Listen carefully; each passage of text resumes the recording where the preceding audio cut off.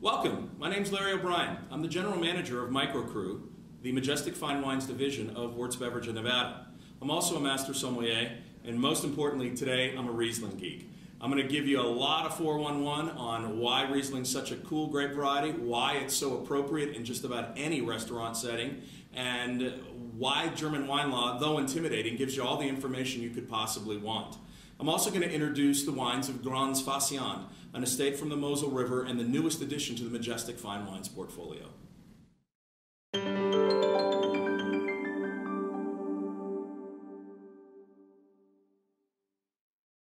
Amongst my peers on the Court of Master Sommeliers, Riesling is arguably the most loved of all grape varieties.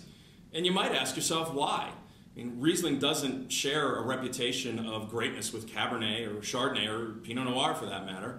However, when you poll Master Sommeliers and wine geeks in general, what you're going to find is Riesling is loved. Why is that? Why is this grape variety that's sort of so overlooked so loved by people who are very serious about their avocation for wine?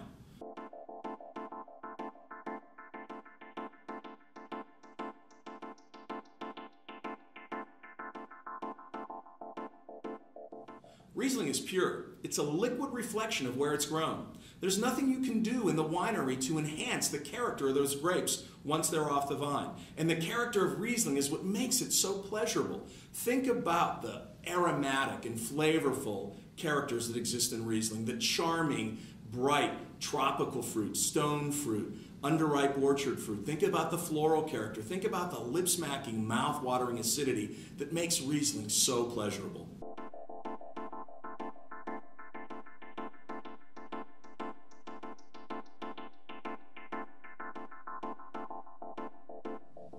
A common misperception about white wine, and Riesling in particular, is that they're not very age-worthy. Nothing could be further from the truth. Riesling is incredibly age-worthy for some of the very same reasons that it's food-worthy. Light body, low alcohol, a touch of residual sugar or more than a touch of residual sugar, high acidity, intense flavor. All these characteristics combine to give Riesling strong ageability. A very well-made Kabinett, Spätlese, easily 5 to 10 years in the bottle. A really well-made Auslese, 20, 25 years in the bottle. And by the time you get to the noble late harvested wines from Germany in the Riesling category, you're talking about wines that are literally ageless. You might not like the characters they take on, but they are certainly capable of living for a very long period of time.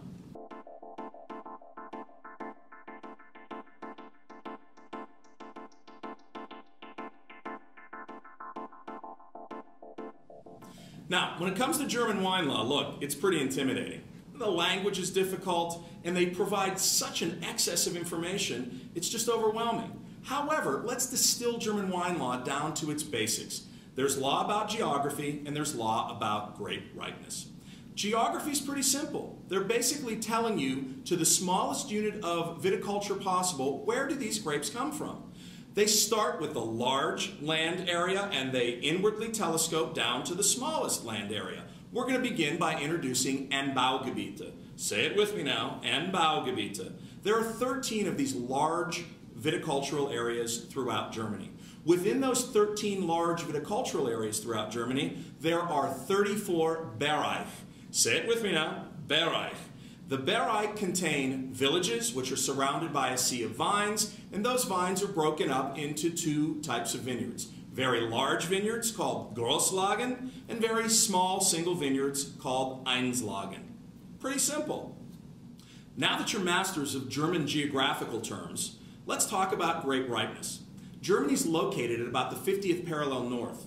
That's about as far north as you're going to be able to go to grow grapes to make wine. Ripening grapes in Germany has always been the challenge, and therefore German wine quality is measured on how ripe the grapes are at harvest.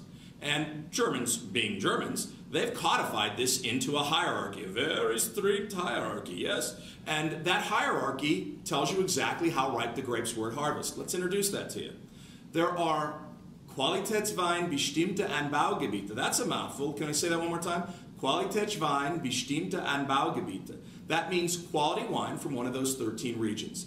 That is the lowest minimum level of ripeness allowed for quality wine in Germany, otherwise known as Cuvier wines. The next level of ripeness is called Qualitätswein mit Prädikat. Qualitätswein mit Predicate. That simply means that there are predicates of ripeness that have a very strict definition. Those definitions are determined in each of the 13 Anbaugebiete, and they're simply levels of ripeness. You've all heard these terms before, but you might not have known what they meant. The first level of ripeness in the predicate category is called Kabinett. Kabinett means that these are wines that have a potential alcohol of as much as maybe 9, 5, 10% if they were fermented to dryness. But they're typically not fermented to dryness. There are exceptions to the rule, but typically they leave a little residual sugar, and as such, these are wines that hover around 8%, 8.5% alcohol by volume. The next level of ripeness is called Spätlese.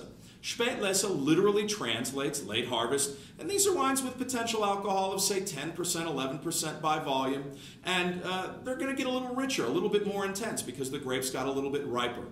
Auslese is the next level of ripeness. Auslese literally means selectively late harvested. And these are grapes that are beginning to get very ripe. The potential alcohol, if all the sugar were fermented into dryness, something along the lines of 12, even 13%. Now, these first three categories, Kabinett, Spätlese, Auslese, these can be either dry or classic and off-dry, meaning the dry wines, no residual sugar, and the classic off-dry wines have some degree of residual sugar, though they're very well balanced by the inherent acidity of Riesling. Once you move beyond the Auslese level of ripeness, you're looking at very intense, rich, noble late harvested wines, often affected by botrytis. That would be Beerenauslese. Beerenauslese is selectively late harvested berries. We're talking about people picking individual berries off of vines in order to make very rich, unctuous sweet wine. Botrytis is often responsible for the intense ripeness of these grapes. The final category is called Trockenbeerenauslese. Trockenbeerenauslese is literally translated selectively late harvested, dried individual berries. So once again, we're talking about people picking hairy little shriveled up raisins off of vines in order to make minuscule amounts of the most luxurious elixir known to man. Absolutely amazing late harvested wines. Now you're probably wondering why I haven't mentioned Eiswein. Eiswein isn't a level of ripeness, it's a style of wine made from frozen grapes. But Eiswein must in fact be Beerenauslese level ripeness in order to be produced. Eiswein isn't part of the hierarchy of ripeness, it's a style of wine within that hierarchy. Hope that's helpful. I know it's a lot of information, but you're wine professionals after all.